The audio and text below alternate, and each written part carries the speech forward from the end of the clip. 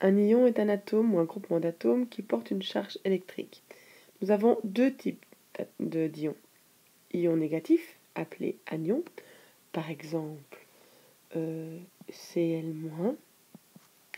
Ion positif, appelé cation, par exemple Mg2+. Les ions négatifs sont formés essentiellement par les non-métaux. Donc non-métaux.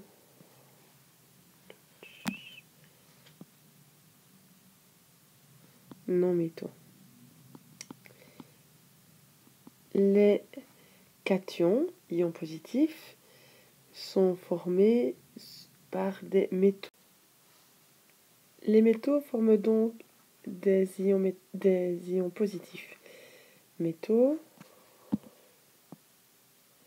Mais un autre élément va aussi former un ion positif, c'est l'hydrogène. Il ne fait pas partie des métaux, mais se comporte comme ceux de la première colonne. Pour rappel, un atome est constitué d'un noyau positif qui est inaccessible, dans lequel on va trouver des protons, et autour un nuage électronique qui contient des électrons qui sont négatifs. Un cation, on a dit tout à l'heure, c'est un ion qui est positif. Donc il est positif. Puisqu'il est positif, ça veut dire quoi? Ça veut dire que dans la somme des électrons et des neutrons, des protons qui la composent, on va avoir un déséquilibre. On va prendre le cas du lithium, par exemple. 3 protons et 3 électrons. Le lithium forme un ion positif appelé Li+. Que s'est-il passé pour arriver à avoir une charge positive? Il doit y avoir une perte de charge quelque part. Les seules charges accessibles sont les électrons. Concrètement, un lithium, c'est un ion qui aura, c'est le lithium qui aura perdu, laissé partir, un électron. Ben, on va travailler la même chose avec l'anion. L'anion, on dit, c'est un ion négatif. Dans ce cas-ci, par exemple, le chlore moins. Concrètement, ça veut dire quoi? Ça veut dire que le chlore aura non pas perdu, mais gagné un électron.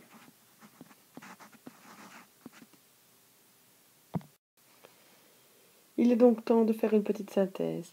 Un anion, c'est un ion négatif. Un ion négatif, c'est un atome qui a gagné.